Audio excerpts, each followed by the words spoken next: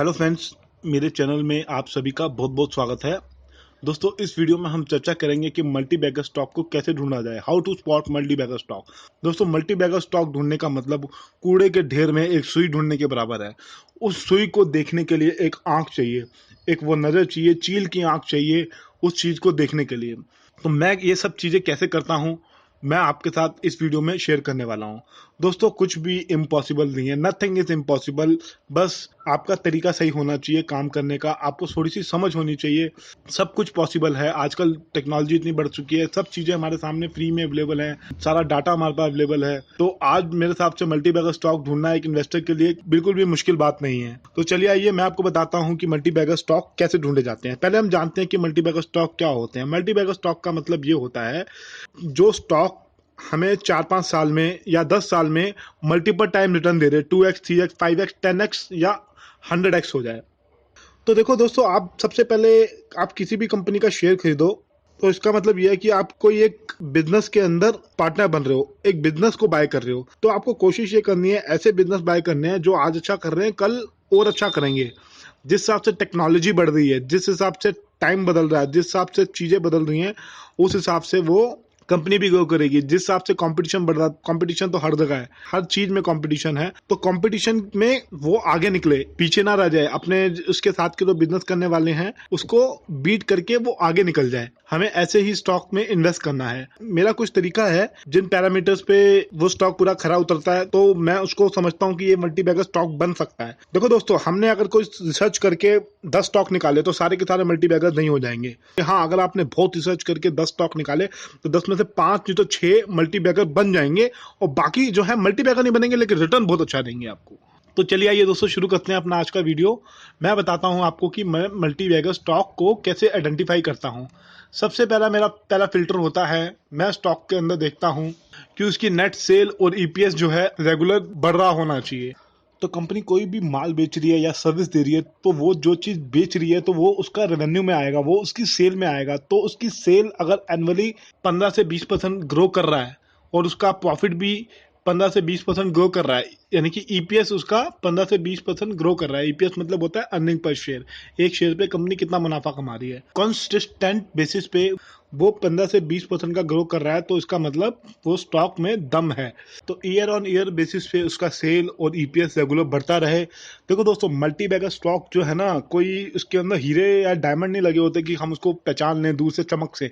वो एक normal stock होता है जो कि रेगुलर बेसिस पे अपने अच्छे रिजल्ट दे रहा होता है। अगर देखो दोस्तों, अगर किसी कंपनी का सेल बढ़ रहा है तो ऑटोमेटिकली प्रॉफिट भी बढ़ेगा। सेल बढ़ने का मतलब ये है, अगर कंपनी को सर्विस प्रोवाइड करवा रही है तो इसका मतलब वो क्लाइंट बढ़ा रही है अपने, या फिर वो कोई प्रोडक्ट बेच रही है तो इसका मतलब अपने पोर्टफोलियो को एक्सपेंड कर रही है। तभी जो है उसकी सेल बढ़ रही है। सेल बढ़ रही है तो सेल बढ़ने के साथ साथ उसके प्रॉफिट भी बढ़ रहे हैं, अर्निंग पर शेयर भी बढ़ रहा है, ईपीएस भी बढ़ रहा है। ईपीएस मतलब अर्निंग पर शेयर, मतलब कंपनी हर साल उसका मुनाफा जो है बढ़ता चला जा रहा है, उसके अंदर ग्रोथ आ रही है। या फिर वो अपने बिजनेस को एक्सपेंड कर रही है, रिटेलर बढ़ा रही है, या बाहर की कंट्रीज में अपने बिजनेस को एक्सपेंड कर रही है, तभी इसका सेल बढ़ रहा है। ये रिजल्ट और क्वार्टर रिजल्ट आप काफ़ी सारी वेबसाइट पे देख सकते हैं। मैं अपने पुराने वीडियोस में बता चुका हूँ, मनी कंट्रोल, इकोनॉमिक्स टाइम्स, काफ़ी सारी वेबसाइट पे ये इजीली आप देख सकते हैं। उसके बाद मार्केट कैप 1000 करोड़ से अगर कम है तो बहुत अच्छी बात है, क्योंकि देखिए स्मॉल कैप और मिड कैप जो स्टॉक्स होते हैं वही मल्टी बैगर बनते हैं।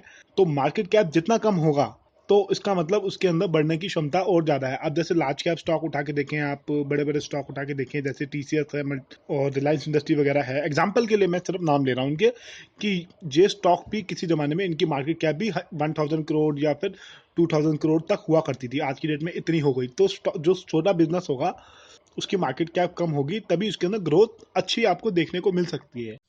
इतनी कम मार्केट कैप वाले stock generally small cap stock होते हैं। उसके अंदर अगर मैनेजमेंट अच्छा है, फंडामेंटल अच्छे हैं, डेट ज़्यादा नहीं है बैलेंस शीट के अंदर, ग्रोथ अच्छी आ रही है, बिजनेस मॉडल अच्छा है, अगर आप उसके बिजनेस को एनालाइज करके हम ये फाइंड आउट करने की कोशिश करते हैं कि ये बिजनेस आगे भी ग्रो करने वाला है, इन फ्यूचर भी इस कंपनी के अंदर ग्रोथ आने वाली है, तो इस टाइप के स्टॉक सुपर मल्टीपैकर बनते हैं। वहीं आप मिड कैप स्टॉक को भी आइडेंटिफाई कर सकते हैं, उसके अंदर भी आपको मल्टीपैकर मिल जाएंगे जिसकी मार्केट कैप 10,000 या 20,000 करोड़ है। वो भी अच्छा रिटर्न दे सकते हैं, 10x 5x यानी कि 2-3 गुना 5 गुना 10 साल में आराम से हो सकते हैं अगर उनके फंडामेंटल स्ट्रांग हैं तो। और कंपनी में इन फ्यूचर भी ग्रोथ आने वाली है तो, और मैनेजमेंट अच्छा है, डिविडेंड वगैरह अच्छा देता है अपने शेयर होल्डर को, और डिविडेंड देने के साथ बोनस भी देता है जैसे जैसे उसके प्रॉफिट बढ़ रहे हैं। उसके बाद डिविडेंड, डिविडेंड पेइंग स्टॉक होना चाहिए। कहने का मतलब ये है जैसे जैसे कंपनी के प्रॉफिट बढ़ रहे हैं, एनुअल बेसिस पे, रेगुलर बेसिस पे कंपनी अपने शेयर होल्डर को डिविडेंड दे के भी रिवॉर्ड करे। क्योंकि क्या है, देखो हम कोई भी स्टॉक खरीदते हैं तो हम कंपनी से क्या एक्सपेक्ट करते हैं कि हमको डिविडेंड मिले, डिविडेंड के रूप में हमें थोड़ा थोड़ा प्रॉफिट मिले। जैसे सपोज कर लीजिए हम कोई प्रॉपर्टी को रेंट पे चढ़ाते हैं, तो प्रॉपर्टी तो हमारी एक एसेट है और उस पर हर महीने एक बेसिस पे हमको रेंट मिलता है, और जैसे जैसे प्रॉपर्टी के भाव बढ़ते हैं वैसे वैसे रेंट भी बढ़ता जाता है, तो हमारी इनकम बढ़ती जाती है। मेन जो एसेट है, हमारी एसेट तो पड़ी हुई है, प्रॉपर्टी तो हमारी पड़ी है, जो एक्स्ट्रा इनकम है हमको रेंट के रूप में आता है। तो इसी तरीके से हम किसी कंपनी का शेयर खरीदते हैं तो शेयर तो हमारी एसेट है। अब कंपनी अपने बिजनेस में से थोड़ा थोड़ा हिस्सा हर साल शेयर होल्डर को डिविडेंड के रूप में देती है। जो कंपनी अच्छी होती है, जैसे जैसे उसके प्रॉफिट बढ़ते जाते हैं वैसे वैसे वो डिविडेंड अमाउंट भी बढ़ाती जाती है। उसके बाद डेब्ट इक्विटी रेशियो, जिस कंपनी की बैलेंस शीट में जितना कम डेट होगा वो उतनी अच्छी होती है इन्वेस्टमेंट वाइज। अगर डेट फ्री हो तो बहुत अच्छा है। मैं जनरली कोशिश करता हूँ कि डेट फ्री कंपनीज में इन्वेस्ट करूँ। देखो दोस्तों, डेट फ्री कंपनी ढूंढना, जनरली आपको लार्ज कैप की कंपनियां मिलेंगी जो डेट फ्री हैं, या मिड कैप की भी थोड़ी थोड़ी मिल जाएंगी। लेकिन जो मिड कैप और स्मॉल कैप की कंपनियां हैं उसमें ग्रोथ ज़्यादा होती है। अब कोई बिजनेस है, बिजनेस सेटअप हुआ, तो उसको फैक्ट्री लगाने के लिए और अपने खर्चे चलाने के लिए शुरू में काफ़ी ज़्यादा कैपिटल की रिक्वायरमेंट होती है, तो डेट तो उसकी बैलेंस शीट में होगा। तो आपको ये देखना है कि रेगुलर बेसिस पे कंपनी अपने डेट को मेंटेन कर रही है, अपने खर्चे कम कर रही है, और अपने को बिजनेस को एक्सपेंड करने में किस हिसाब से काम कर रही है। तो ये सब आपको बैलेंस शीट में आराम से देखने को मिल सकता है। और कई सेक्टर ऐसे भी होते हैं जिसके अंदर डेट बहुत होता है, जैसे कि आप एनर्जी सेक्टर देखेंगे या फिर आप मेटल सेक्टर देखेंगे, स्टील सेक्टर अपना, उसके अंदर काफ़ी ज़्यादा डेट होता है। तो आपको ये चेक करना है कि डेट है कंपनी की बैलेंस शीट में, कोई दिक्कत नहीं है। तो कंपनी जो है डेट को अच्छे से मेंटेन कर रही है, अपना कर्जा रेगुलर उतार रही है, बैंक से जो कर्जा ले रखा धीरे धीरे करके उतारती जा रही है, वो कोशिश कर रही है अपनी एसेट बढ़ा रही है, तो वही कंपनी इन्वेस्टमेंट के लिए अच्छी होती है। उसके बाद क्वालिटी ऑफ मैनेजमेंट, आप किसी भी कंपनी के स्टॉक को लें, अगर वो क्वालिटी ऑफ मैनेजमेंट अच्छा है तभी वो डेट को भी ठीक से कम करेगा और कंपटीशन को भी बीट कर पाएगा। दोस्तों, आज हर सेक्टर में हर जगह कंपटीशन है। आप एक चप्पल खरीदने जाएं चाहे एक चड्डी खरीदने जाएं, आपको हर जगह एक कंपटीशन मिलेगा। कंपनी की क्वालिटी अच्छी है, उसका प्रोडक्ट कितना अच्छा है, उसकी सर्विस कितनी अच्छी है, और मार्केट में कौन जीत रहा है कंपटीशन के अंदर। कहने का मतलब यह है किसका मैक्सिमम शेयर है, जिसका सबसे ज़्यादा माल बिक रहा होगा वही उसी के प्रॉफिट ज़्यादा बढ़ेंगे, उसी की सेल ज़्यादा बढ़ेगी। तो कहने का मतलब आपको देखना है मैनेजमेंट कितना ग्रीडी है, कितनी भूख है उसको बिजनेस और सेल को बढ़ाने की अपनी। उसके बाद book value, book value basically क्या होती है, देख जैसे कंपनी का आईपीओ आया, कंपनी ने पैसा जुटाया प्राइमरी मार्केट से, उस पैसे को हमने कंपनी ने जो बिजनेस किया वो बढ़ा पैसा आगे, जो कंपनी के रिजर्व हैं उन सब चीज़ों को हम जब मिला देते हैं और मिलाने के बाद जितने नंबर ऑफ शेयर हैं उससे डिवाइड कर देते हैं तो एक बुक वैल्यू निकलती है। जैसे जैसे कंपनी में ग्रोथ आती जाती है, प्रॉफिट बढ़ता जाता है, वैसे वैसे कंपनी के रिजर्व बढ़ते जाते हैं, तो वैसे वैसे बुक वैल्यू भी कंपनी की बढ़ती जाती है। तो बुक वैल्यू हमको ये बताता है कि असली में कंपनी की असली कीमत क्या है। हम ये कह सकते हैं कि बुरे से बुरे हालात में इसकी ये वैल्यू तो निकल के आएगी आएगी। जैसे हम बोलते हैं कि खटारा स्कूटर है मेरा, अगर मैं उसको बेच दूंगा लोहे में भी तो इतनी कीमत तो निकल के आनी ही आनी है। तो बुक वैल्यू हमेशा अगर एनुअल बेसिस पे 12 से 15% बढ़ रही है तो एक अच्छा माना जाता है। उसके बाद पी रेशियो, स्टॉक जो है ओवर वैल्यूड नहीं होना चाहिए, सस्ता होना चाहिए, उसका वो एक्सपेंसिव नहीं होना चाहिए। पी बेसिकली हमको ये बताता है कि स्टॉक प्राइस कितना गुना प्रीमियम पे मार्केट में ट्रेड हो रहा है अपनी अर्निंग से। तो मेरे हिसाब से 10 से 15 के बीच में अगर हो तो एक सही माना जाता है, सही टाइम होता है मेरे हिसाब से उस बिजनेस को बाय करने का। मैं ऐसे स्टॉक को हमेशा बाय करता हूँ। मैं जनरली वैसे अगर कंपनी के फंडामेंटल्स अच्छे हैं, अगर ये सारी चीज़ें पूरी हो रही है, अगर 20 की पी पे मिलता है तो भी मैं ले लेता हूँ। अब इसमें एक चीज़ और ध्यान रखने वाली है, पी जब भी आप देखें तो सेक्टर की पी जरूर देखें। कई सेक्टर की पी, कई ऐसे सेक्टर हैं जिनकी पी 10 तक ही है, तो कई ऐसे सेक्टर हैं जैसे एफएमसीजी सेक्टर है, उनकी हाई पी स्टॉक्स होते हैं, उसमें भी आपको देखना होगा कौन सा आपको सस्ते में मिल रहा है। और सस्ते में मिल रहा है तो उसके पीछे भी काफ़ी सारे रीज़न है कि कंपटीशन ज़्यादा फेस कर रहा है इसलिए सस्ते में मिल रहा है, या फिर मार्केट में अच्छी करेक्शन आ गई, एक अच्छे फेयर वैल्यू पे वो मिल रहा है, तो वो फिर वो अलग बात होती है। इस चीज़ को भी आपको सेक्टर वाइज पी को, इंडस्ट्री पी से आपको हमेशा देखना होगा। उसके बाद आरओई मतलब return on equity. Return on equity पे मैं ऑलरेडी वीडियो डाल चुका हूँ, मैं इसका लिंक डिस्क्रिप्शन बॉक्स में डाल दूंगा, आप डिटेल में समझ लीजिएगा उस चीज़ को। फिर मैं शॉर्ट में बता देता हूँ, आरओई अगर 20 से 25 के बीच में है एनुअल बेसिस पे, तभी मैं उस स्टॉक में इन्वेस्ट करता हूँ, अदरवाइज मैं उसको ड्रॉप कर देता हूँ। तो दोस्तों ये कुछ पैरामीटर है, अगर इन चीज़ों पे खरा उतरता है स्टॉक, तो मैं उस स्टॉक को मल्टी बैगर स्टॉक कहता हूँ कि हाँ ये बन सकता है, इसमें क्वालिटी है मल्टी बैगर वाली।